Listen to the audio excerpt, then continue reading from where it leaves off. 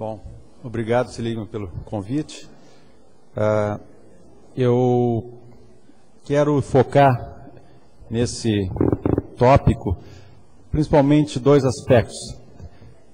Que os processos que levam ao desequilíbrio ácido-básico são realmente os aspectos mais importantes e que, para analisar o desequilíbrio ácido-básico e os processos que os geram, nós temos que avaliar não só a gasometria arterial, mas também os íons plasmáticos que estão envolvidos no processo de desequilíbrio.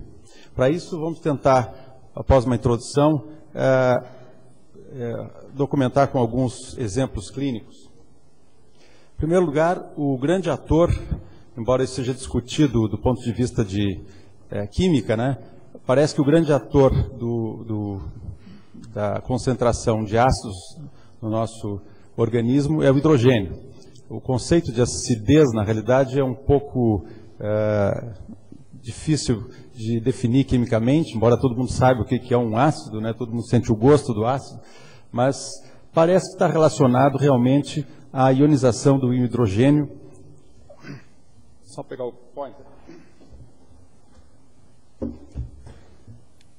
A ionização do íon hidrogênio, que é realmente o elemento importante, né? O próton, que é o próton significa o inicial, realmente foi uma das primeiras partículas que surgiram no universo, né? Um aglomerado de quarks, antiquarks e gluons, que tem uma força eletromagnética muito importante e por isso está associado a muitos efeitos deletérios no nosso organismo quando ele se acumula. Protonação de receptores, transportadores, outras proteínas e no líquido intracelular, principalmente, essas proteínas intracelulares, que é onde acontece a vida, né, são alteradas na sua forma e função pelo próton. O nosso organismo mantém um equilíbrio, um balanço de íons de hidrogênio, que pode ser definido quando os processos geradores e consumidores têm igual intensidade. Normalmente, nessa situação, nós temos um pH sanguíneo ao redor de 7,4, o que corresponde a uma concentração de íons de hidrogênio de 40 nanoequivalentes por litro, e temos uma concentração de bicarbonato e PCO2 nesses níveis, mas além disso, os nossos íons não têm alterações que podem afetar o equilíbrio ácido-básico, principalmente a relação entre o sódio e o cloro, a concentração de potássio e nós não temos presença de ânions anormais quando nós estamos em equilíbrio ácido-básico. Então, a definição de equilíbrio ácido-básico não depende só de uma gasometria arterial. Muitas vezes a gente pode ter desequilíbrios ácido-básicos com gasometria normal. O fato é que nós somos uma grande usina produtora de hidrogênio. Inúmeros processos metabólicos, seja na área dos carboidratos, seja na área das proteínas, das gorduras, né, e na área de metabolismo anaeróbico, produzem hidrogênio. Os próprios nucleotídeos do núcleo celular produzem também ácidos. E toda essa produção de ácido pode ser reutilizada no próprio metabolismo, chegando até CO2 e água, como é o caso, por exemplo, dos carboidratos, quando a eliminação fica fácil pelo pulmão, a própria rota metabólica se encarrega de eliminar o hidrogênio.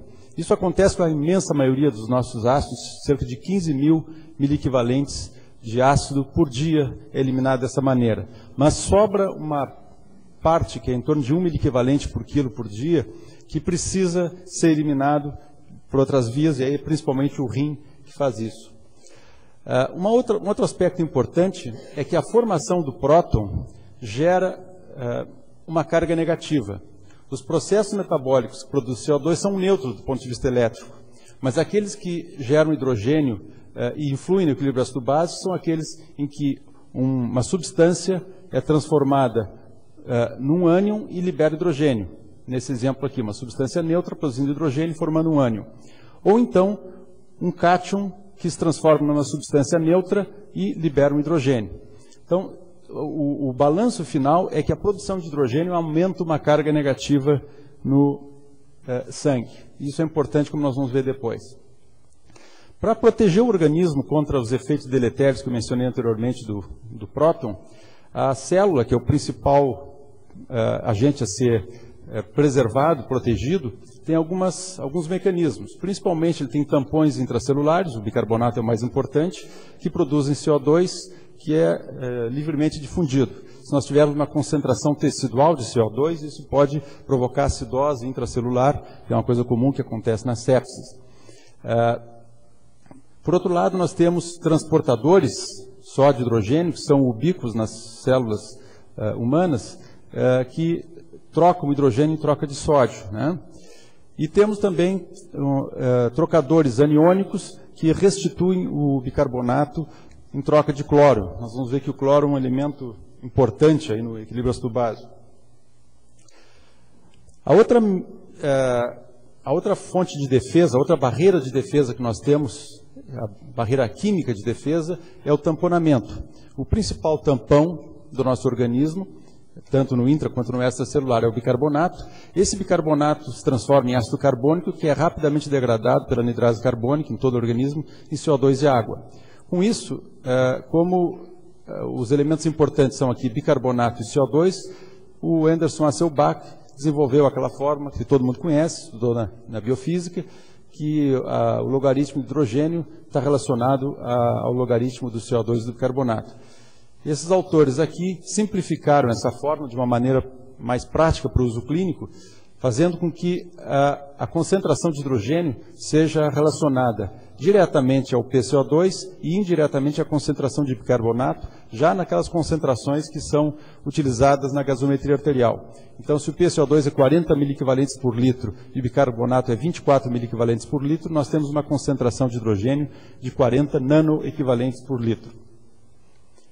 Mas, de qualquer maneira, essa fórmula e essa equação nos remetem à ideia de que existe um balanço químico que protege o organismo, e se ele não ocorresse, nós teríamos variações enormes da concentração de hidrogênio no organismo. A terceira barreira de defesa que nós temos é a compensação. Aí já não é uma barreira físico-química, mas sim uma barreira fisiológica. Toda vez que nós temos um desequilíbrio, acúmulo ou falta de hidrogênio, né, acontece uma tentativa do órgão que não está atingido em compensar, atenuar o desequilíbrio primário. Ou seja, se nós tivermos uma produção excessiva de hidrogênio ou uma retenção renal de hidrogênio, nós vamos ter um desequilíbrio para esse lado e o pulmão, e tenderíamos a reter CO2. O pulmão, compensatoriamente, elimina esse CO2, atenuando, né? E se nós tivermos retenção de CO2, também o rim vai reter bicarbonato, no sentido de manter o equilíbrio. Essas relações de compensação são descritas por esse famoso gráfico, mas nós podemos, existem algumas fórmulas bastante populares que podem nos dar numericamente qual é a compensação esperada para cada desequilíbrio primário. O importante que deve ser dito aqui é que essas compensações não suplantam o distúrbio primário, nem conseguem compensá-lo totalmente. Ou seja, um distúrbio primário gera uma resposta secundária de compensação que não leva o pH ao normal. As compensações são invariavelmente, virtualmente sempre, incompletas. Então, não tem sentido nós falarmos em distúrbios compensados ou supercompensados. Todos eles são parcialmente compensados. Quando nós tivermos um pH normal na vigência de um desequilíbrio ácido-base, nós podemos já pressupor de antemão que é um desequilíbrio misto. Então, vamos ver um caso simples. Temos um paciente diabético de 25 anos que deixou de usar insulina por alguns dias, ficou sintomático e chegou na emergência com esse perfil de gasometria arterial e eletrólitos. Nós podíamos também ter a gasometria venosa, que seria tão útil quanto. O que nós podemos ver aqui nessa situação? Bom, o pH de 7,22 é um pH que está baixo. Isso significa que esse indivíduo tem uma acidemia. A acidemia é o resultante do desequilíbrio e o processo que gera é a acidose. Pela equação de Anderson, ou de Kasser-Bleich, só pode ter três explicações. Ou o bicarbonato está baixo, isso fez com que a concentração de íons de hidrogênio aumentasse, ou o PCO2 está alto, isso fez com que a concentração de hidrogênio também aumentasse, ou as duas coisas juntas, né? Ou nós vamos ter, então, uma acidose metabólica, uma acidose respiratória e uma acidose mista. No nosso caso, nós temos um bicarbonato baixo e não uma elevação de PCO2. Portanto, o distúrbio primário é uma acidose metabólica. Agora, o que está acontecendo? Por que nós temos essa acidose metabólica? Nós falamos antes que a formação do próton gera uma carga negativa. Quando nós temos uma acidose metabólica por uma perda de bicarbonato, essa carga negativa não fica evidente, né? Pelo menos da maneira tradicional. Como é que nós podemos detectar se existe uma carga negativa anormal ou se ocorreu uma perda de bicarbonato? Aí então nós entramos na outra maneira de avaliar o equilíbrio ácido básico, que é pela análise dos íons. E para isso a gente usa um gráfico, que é esse ionograma, que coloca numa coluna os cátions, noutra os ânions, e essas duas colunas têm que ser absolutamente iguais. Existe um equilíbrio iônico que é uma lei que não pode ser mudada. O fato é que nós temos, dentre os vários cátions e ânions, 3 que são os predominantes, sódio, cloro e bicarbonato, e outros que são chamados de cátions indeterminados e ânions indeterminados. Há um predomínio dos ânions indeterminados, e a essa diferença entre ânions indeterminados e cátions indeterminados, nós chamamos de anion gap, ou lacuna de ânions, ou diferença de ânions, e é uma maneira que permite que nós meçamos se existe algum ânion anormal. Se existir algum cátion anormal, ele aumenta essa casela aqui, e nós vamos ter uma redução do anion gap. Se nós tivermos algum ânion anormal, nós vamos ter um aumento dos ânions indeterminados e os ânions e o anion gap aumenta.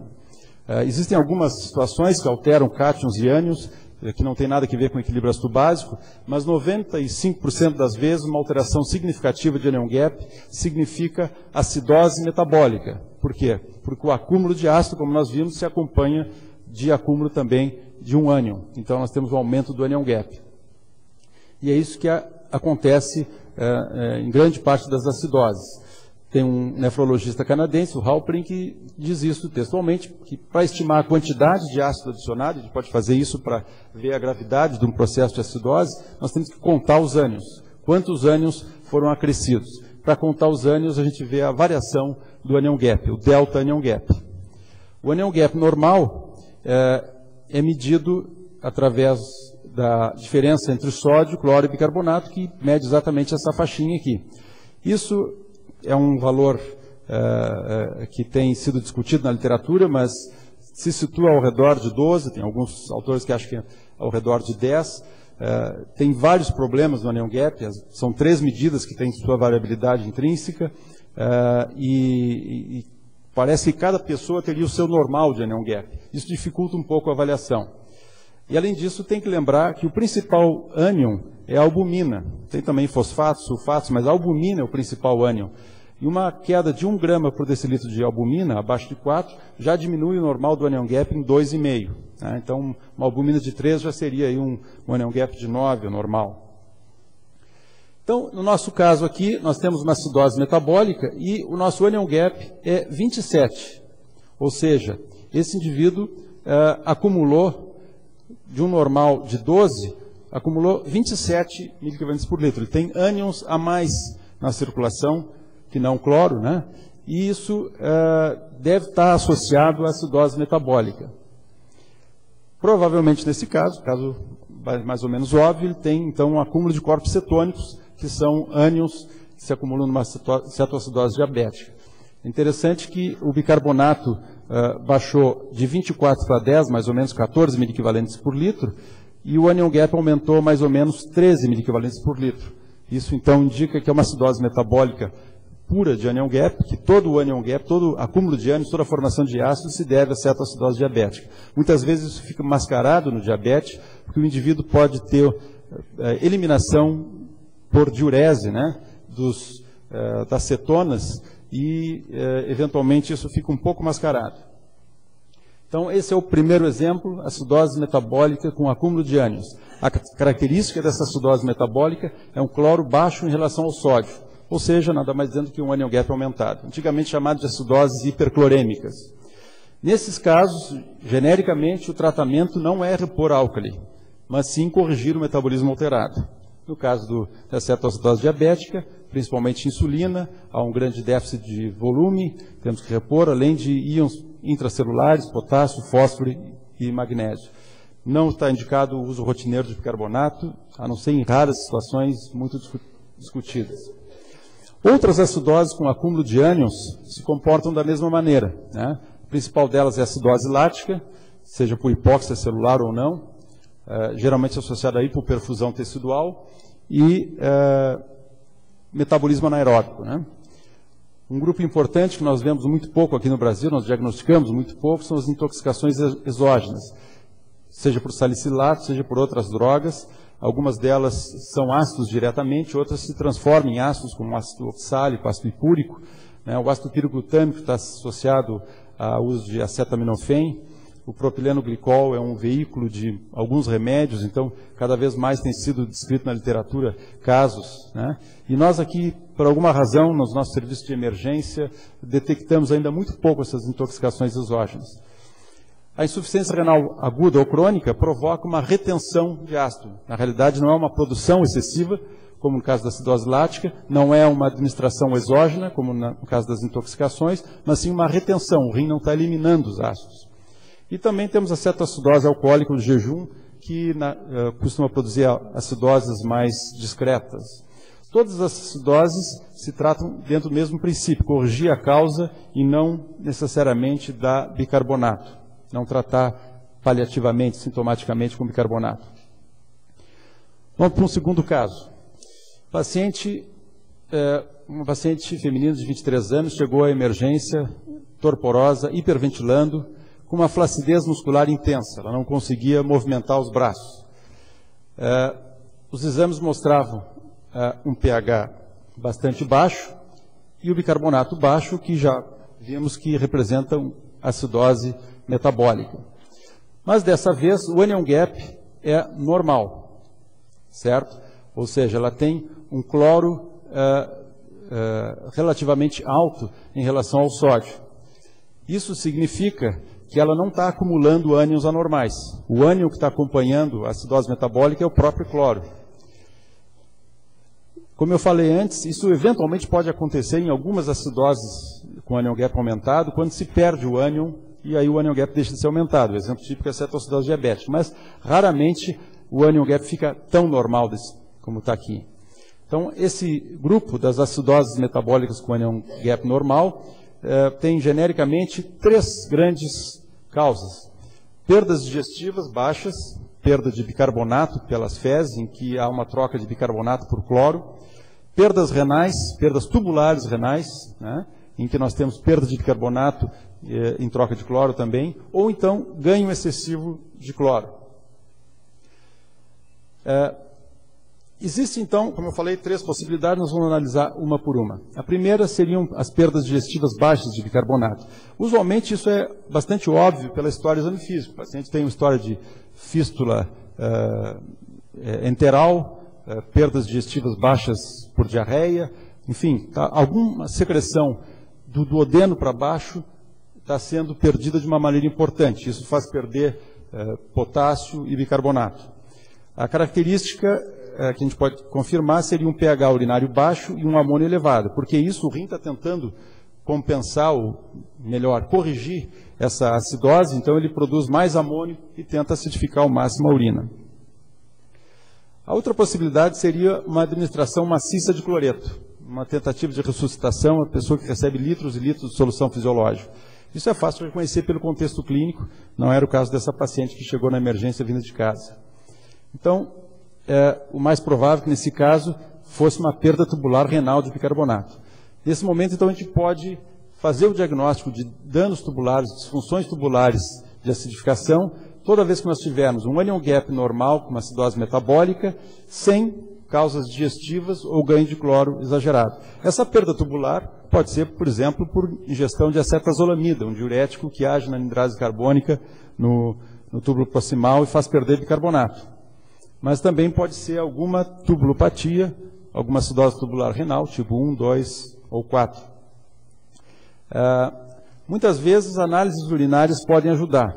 O pH urinário é muito popular, mas nem sempre ele está alterado, ou seja, nem sempre ele está normal quando deveria estar baixo, numa situação de acidose, né? Porque às vezes o rim consegue ainda acidificar um pouquinho a urina. Então, não é talvez um elemento definidor da acidose tubular renal. O que define a acidose tubular renal é a acidose metabólica anion gap normal sem outra causa. Se o pH urinário estiver acima de 5,5, ajuda no diagnóstico, principalmente numa acidose tão intensa como essa. A outra coisa que pode ajudar um pouco no diagnóstico da acidose tubular renal é a estimativa da amônia urinária.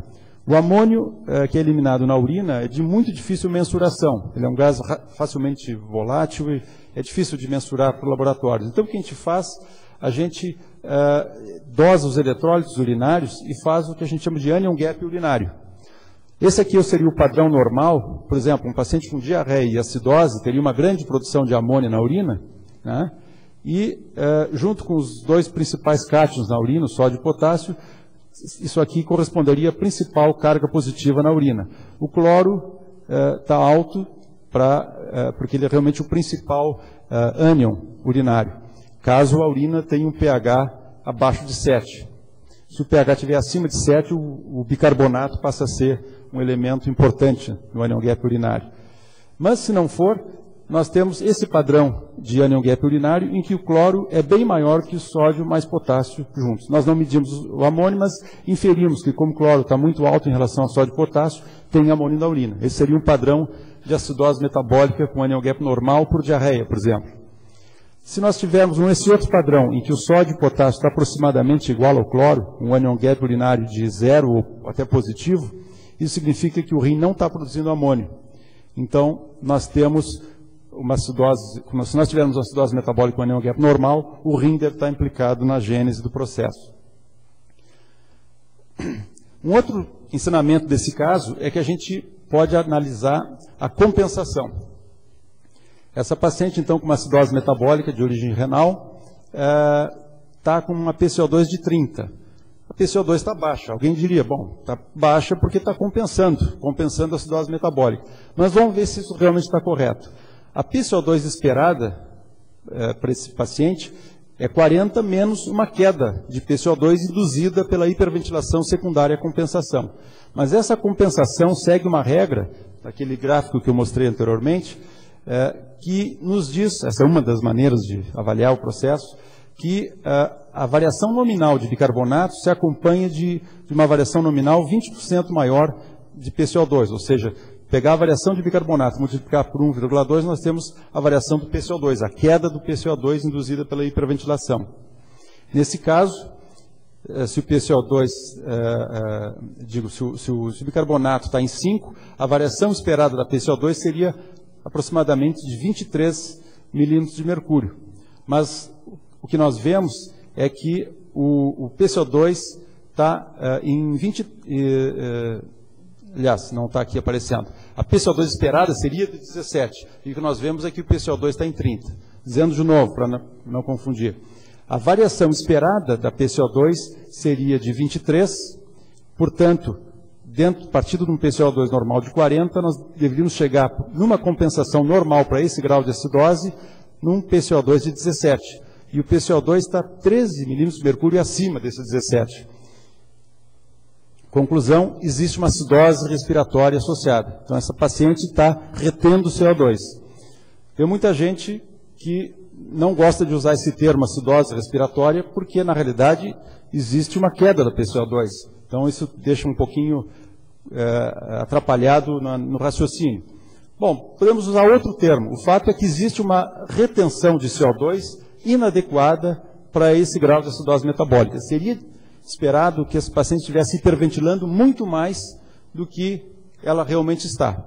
Ela está ventilando menos do que deveria. Na prática, isso funciona como acidose. Ou poderíamos também chamar de uma acidose mista, metabólica mais respiratória, que inicialmente estava inaparente pela diminuição da PCO2, que nós vimos que não é tão representativa. O que aconteceu com essa paciente? Essa falha em compensar adequadamente se deveu a uma fraqueza muscular intensa que a paciente apresenta, e essa fraqueza está associada aqui ao potássio. Acidoses tubulares renais têm perda acentuada de potássio na urina, a tipo 1 e a tipo 2. Essa paciente tinha uma acidose tubular renal clássica tipo 1. E essa perda de potássio é extremamente perigosa, pode levar à parada muscular e à parada cardíaca. E no caso dela estava próximo já de uma insuficiência respiratória. Talvez fosse um dos elementos mais importantes do ponto de vista de tratamento aqui, seria abordar a via aérea dessa paciente. No tratamento dessas acidoses metabólicas, aí sim, repor bicarbonato é importante, porque as pessoas perderam bicarbonato, né? E quando houver, como nesse caso, perda concomitante de potássio, é importante repô-lo previamente, porque a reposição de bicarbonato aqui poderia ser fatal. Baixaria ainda mais o potássio, joga o potássio para dentro da célula e a paciente teria uma hipocalemia fatal, provavelmente por parada cardíaca. E também repor volume. Um outro exemplo, na mesma linha de acidose metabólica com anion gap normal, é uma situação desse tipo. Uma paciente que foi submetida a uma cirurgia ginecológica, estava com uma gasometria normal antes da cirurgia, uns eletrólitos praticamente normais, um anion gap normal, enfim, estava em equilíbrio ácido básico. Durante a cirurgia ela teve um sangramento inesperado e foi ressuscitada pelo anestesista com uma quantidade grande de solução fisiológica. Recebeu 6 litros de solução fisiológica. Na sala de recuperação, o que aconteceu? Ela estava com um pH baixo, uma acidemia, por uma acidose metabólica, vista aqui também no excesso de base, né? E havia uma queda de albumina, o anion gap continuava baixo. Na realidade, o anion gap, se a gente corrigir para a albumina, estava mais ou menos igual ao anterior. Então, essa paciente fez uma acidose metabólica aguda com anion gap normal. O ensinamento clássico de Anderson Hasselbalch dizia, os nefrologistas costumavam dizer que isso aqui é uma acidose dilucional. A grande expansão por uma solução que não contém bicarbonato provocava uma diluição de vários elementos, entre eles albumina e bicarbonato, e provocava acidose metabólica. Entretanto, o grande número de casos semelhantes a esse fizeram com que os intensivistas, os anestesistas, voltassem a pensar numa teoria que já tinha sido abordada em 1981 por esse indivíduo, Stewart, que fez uma sacada que naquela época ninguém deu muita bola, todo mundo pensava muito no Anderson Hasselbalch, mas que hoje em dia está se voltando, que é a abordagem físico-química do equilíbrio ácido básico. O Stewart, baseado em alguns princípios físico-químicos, diz que as variáveis que determinam o pH não são, como dizia o Anderson Hasselbalch, o bicarbonato e o PCO2. O que determina o pH são o PCO2, a quantidade relativa dos íons fortes e os ácidos fracos, que aqui é basicamente albumina e fosfato. Tá? Ele faz isso por uma dedução matemática bastante elegante, mas muito complexa. Né? Então, se nós tivermos ácidos fracos, nós vamos ter uma queda de pH. Se nós tivermos um desbalanço de íons fortes, podemos também ter uma alteração de pH. Como é que isso funciona? Em relação aos íons fortes, o que é íon forte? Bom, no nosso plasma nós temos uma eletroneutralidade, no sentido de que a soma das cargas negativas é igual à soma das cargas positivas. Aqui está errado, né? Positivo. A gente já tínhamos falado isso, né, quando avaliamos aquele ionograma. Mas também existe um certo equilíbrio entre aqueles íons fortes. O que são íons fortes? São íons que têm uma capacidade de dissociar a água, o hidrogênio que está na água. A água, o H2O aqui, por ação de forças eletromagnéticas associadas à força iônica, pode se dissociar, isso acontece normalmente, né, e forma uma quantidade de hidrogênio que na água neutra corresponde a um pH de 7.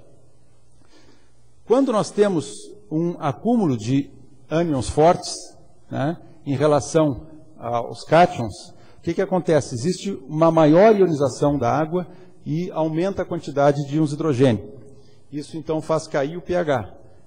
Então, isso é o que o Stewart diz. Na realidade, não depende do bicarbonato, depende da concentração relativa de íons fortes. Ele chama esses íons fortes, mede esses íons fortes, como a diferença de íons fortes, chamado CID. Né? Seriam aqueles cátions e ânions que conseguem ionizar a água. Tem ainda uma outra maneira de avaliar o CID, por uma fórmula bastante complexa, que geralmente requer uma calculadora, um computador, e que leva em consideração bicarbonato, albumina, fosfato, né? E entre aquele CID que a gente está vendo pela análise dos íons, somando simplesmente os íons, e esse aqui que leva em consideração todos os elementos, né? Existe a determinação do chamado Strong Ion Gap, quer dizer, uma lacuna de ânions, mas não de ânions, uma lacuna de íons, mas não como aqueles ânions que a gente tinha mencionado anteriormente.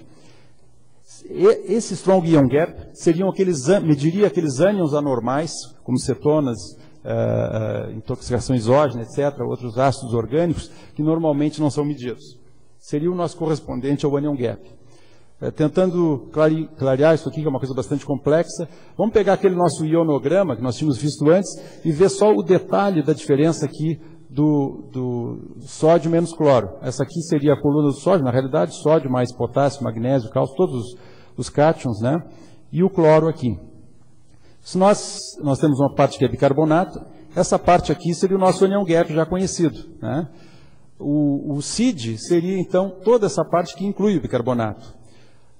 O cálculo do CID efetivo, que não dá para intuitivamente demonstrar aqui, incluiria albumina, fosfato, lactato, e a diferença entre o CID calculado pelos íons principais e o CID efetivo calculado por toda a fórmula, seriam então os íons não medidos, seria aquela parte do anion gap que realmente nos interessa. Estaria aqui as cetonas, o ácido oxálico, o ácido hipúrico e outros ácidos orgânicos.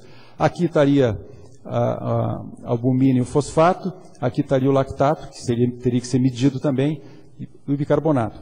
A vantagem dessa abordagem, ela é muito complexa, é difícil de usar, na prática poucas pessoas estão usando, mas conhecê-la tem duas vantagens. Primeiro, coloca novamente a importância dos íons como elementos balanceadores, né, do equilíbrio ácido básico, como elementos que determinam o equilíbrio ácido básico, não só na gasometria.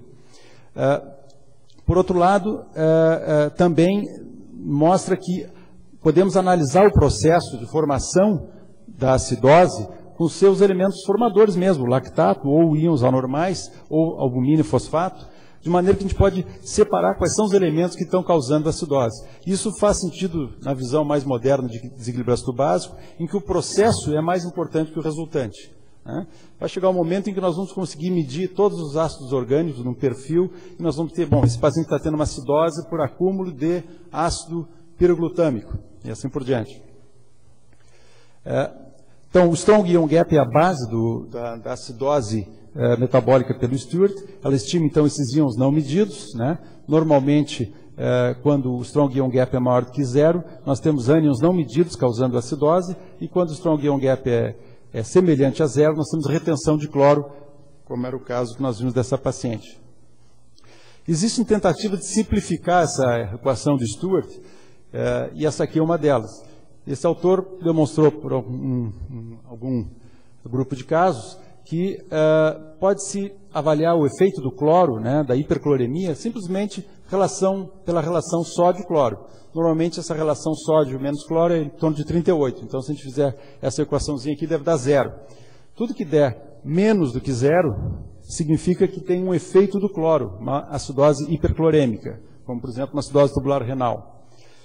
A albumina tem esse padrão de comportamento, a gente já tinha mais ou menos visto anteriormente, né? Aqui, em gramas por litro, uma albumina que caiu de 42 para 32, por exemplo, teria 2,5 vezes o efeito. O efeito da hipoalbuminemia é um efeito alcalinizante. Se nós pegarmos o excesso de base da gasometria e descontarmos o efeito do cloro e o efeito da albumina, nós vamos ter os efeitos indeterminados. E a soma dos três efeitos explicaria melhor os processos metabólicos de acidose.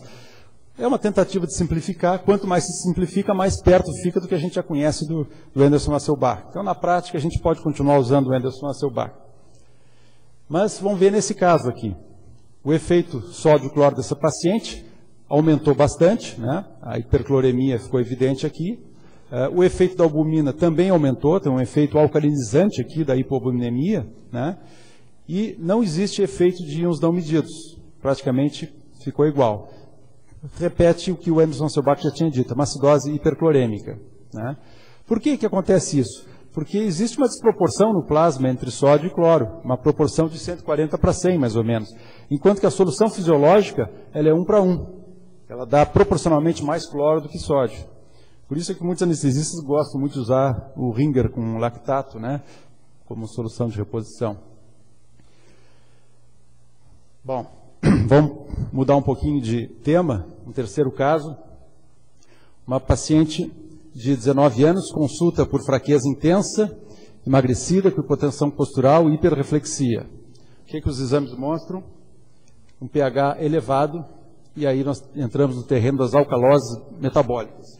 As alcaloses metabólicas ocorrem quando o bicarbonato formado não pode ser eliminado pelos rins. Tá?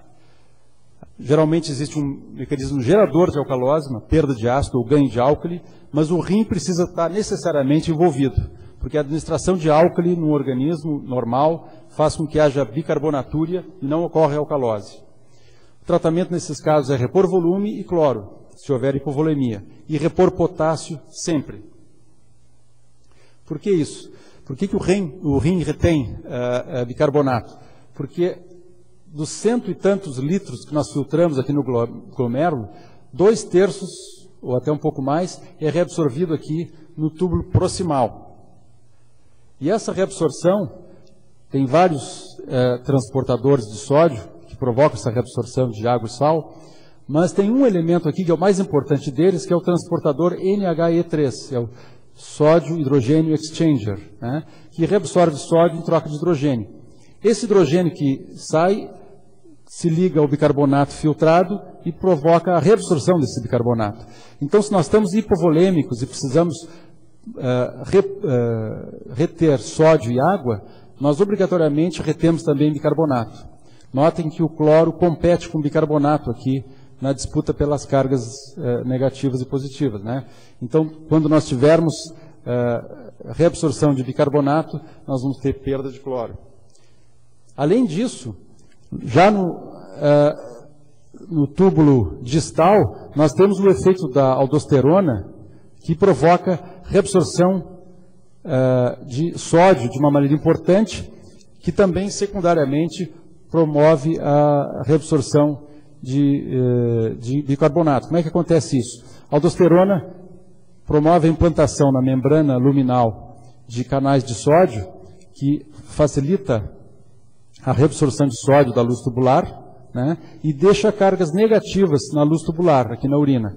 Essas cargas negativas facilitam a secreção de hidrogênio e potássio, né? Então, todas as situações de excesso de aldosterona, primárias ou secundárias, promovem retenção de sódio, alcalose e perda de potássio. Esse aqui é o canal de sódio, né, que é produzido cuja implantação é estimulada pela aldosterona. Aqui ele está ativado e inativado. Então, essa paciente com alcalose metabólica, se ela tivesse hipervolemia e hipertensão, isso sugere um quadro de hiperaldosteronismo primário, excesso de mineralocorticoide. Pode ser pela própria aldosterona, mas pode também por ação aldosterona-like, tipo síndrome de Cushing ou uso de corticosteroides. Ou seja, o rim está forçado por hormônios ou farmacologicamente a reter bicarbonato por estimulação daquele canal de sódio que retém sódio. Mas, no nosso caso aqui, essa paciente está hipotensa, né? E isso sugere hipovolemia. Nesse caso, os grandes fatores causadores de alcalose metabólica são as perdas gástricas e os diuréticos. E aí nós temos, eu não vou entrar em todos os detalhes aqui, um diagnóstico diferencial da alcalose metabólica que a gente pode fazer também pelos eletrólitos urinários. Na realidade, são as duas grandes utilidades dos eletrólitos urinários: estimar a quantidade de amônia pelo anel gap urinário e fazer o diagnóstico diferencial da alcalose metabólica. Algumas situações, como por exemplo, vômitos, baixam muito o sódio numa situação crônica, mas um vômito recente pode manter a excreção de sódio pela bicarbonatúria que ocorre. O bicarbonato leva sódio e potássio junto. Então o cloro é o grande fator diagnosticador de vômitos. essas pacientes muitas vezes têm vômitos não declarados, vômitos que não são reconhecidos na história, porque elas têm alterações, distúrbios de alimentação, bulimia, anorexia nervosa, etc. Isso induz uma série de anormalidades eletrolíticas, inclusive a alcalose metabólica. O diagnóstico diferencial nesse tipo de situação são a síndrome de Bartter e a síndrome de Gitelman, que produz um quadro muito semelhante, alcalose metabólica e hipocalemia. Nesses casos, os eletrólitos urinários costumam ser altos, né? Bom, nós não vamos ter tempo de abordar isso aqui. O fato é que o tratamento da alcalose metabólica, como eu já tinha dito, se ele é primário por uma ação mineralocorticoide, remover o esteroide, tratar o excesso de ação mineralocorticoide. Se for uma alcalose metabólica por falta de volume, então solução fisiológica. E em ambas as situações, cloreto de potássio. Existe um déficit de potássio muito importante na alcalose metabólica que deve ser reposto. A hipocalemia está intimamente associada à alcalose metabólica por inúmeros mecanismos fisiopatológicos. A única situação em que a alcalose metabólica pode ter hipercalemia é na insuficiência renal, a ingestão de álcool com insuficiência renal. É uma situação mais rara. Mais 2 casinhos, pessoal. Estamos quase no fim. Aqui nós temos, então, uma paciente idosa internada por broncopneumonia, encontrada desacordada, dispneica, mal perfundida, e que apresenta um pH praticamente normal, mas um bicarbonato baixo e um PCO2 baixo. O pH normal aqui já sugere que essa paciente tem um distúrbio misto, né? Eu imagino que ela tem uma acidose metabólica e uma alcalose respiratória. De fato, essa situação se confirmou, é uma situação de acidose metabólica e alcalose respiratória, que é característica de 3 diagnósticos fáceis de fazer: sepsis, insuficiência hepática grave com ascite e cefalopatia metabólica, ou intoxicação por aspirina em adultos. Então, quando se vê essa combinação aqui de acidose metabólica e alcalose respiratória, pensar nessas 3 situações. Lógico que pode ter outras individuais, mas essas 3 situações dão os 2 desequilíbrios juntos. Essa paciente, então, teve realmente, pela medida da compensação normal, que deveria diminuir mais ou menos em 11 a PCO2, né, e na realidade caiu em 17, isso significa que ela está hiperventilando mais do que seria de esperar para compensar essa acidose metabólica. Normalmente uma acidose metabólica não chega a um pH tão perto do normal, ou normal aqui no caso. Teria que ter um certo grau de ainda. O PCO2 deveria estar um pouquinho acima disso aqui, deveria estar em torno de 30 mais ou menos.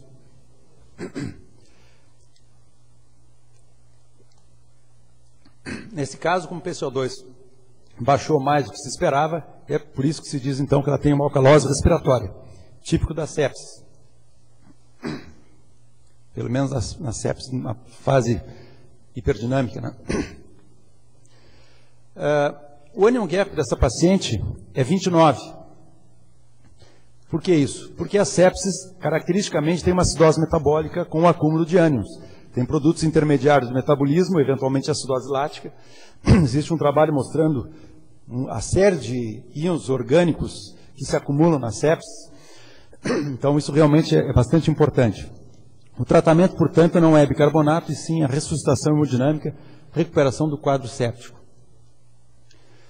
Por fim, quinto caso, nós temos um paciente alcoolista que internou comatoso com história de estar vomitando por alguns dias.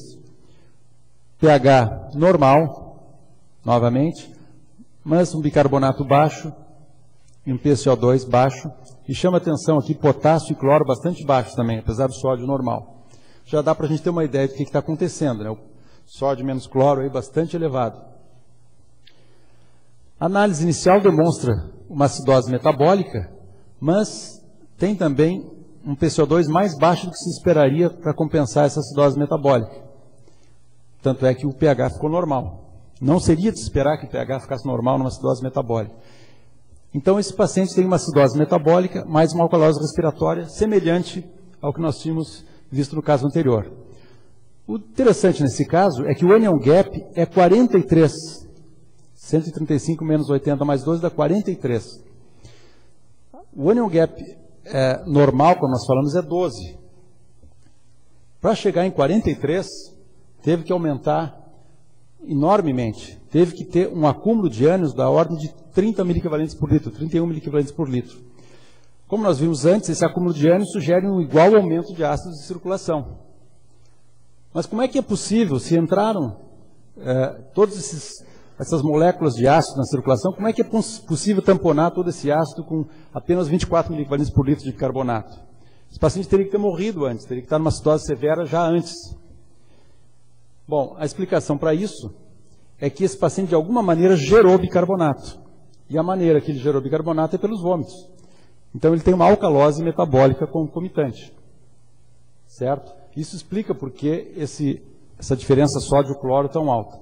Quando o anion gap é muito superior à variação do bicarbonato, quando a variação do anion gap é muito superior à variação do bicarbonato, isso é uma situação em que nós diagnosticamos acidose mais alcalose metabólica simultaneamente. Nós estamos olhando o equilíbrio ácido-básico de dois lados diferentes.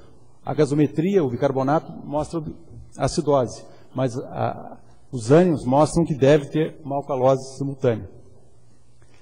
Essa situação é importante porque o prognóstico não está associado ao pH, que está normal, não está associado ao bicarbonato, que é uma acidose moderada de 12, né? Mas está associada, sim, ao aumento do anion gap. Esse aumento do anion gap para 43 indica que o processo causador da acidose é muito grave. Esse paciente estava com uma sepsis importante, poderia ter como, é comum nesse tipo de acidose metabólica com anion gap tão aumentado, isquemia mesentérica, trombose mesentérica, são diagnósticos que costumam ser lembrados toda vez que o anion gap está tão aumentado assim. Então, diagnóstico, sepsis grave, e a severidade, então, é dada pelo anion gap e não pelo bicarbonato. Bom, só para concluir, a mensagem que eu queria deixar é que os processos geradores de desequilíbrios são mais importantes do que a resultante na gasometria, e que os íons envolvidos no desequilíbrio ácido básico são importantes de se analisar tanto quanto a gasometria. Nós temos que pedir cloro quando nós tivermos suspeita de algum distúrbio ácido básico, coisa que se perdeu um pouco no tempo, né, na nossa rotina clínica. Lógico que o manejo desses distúrbios ácido básico depende, então, desse processo fisiopatológico que está causando, da evolução aguda ou crônica e da intensidade do processo, mas também dos distúrbios associados, potássio e cloro. Eu gostaria de concluir aqui. Não sei se eu me alonguei demais, mas talvez se ele quiser discutir alguma coisa.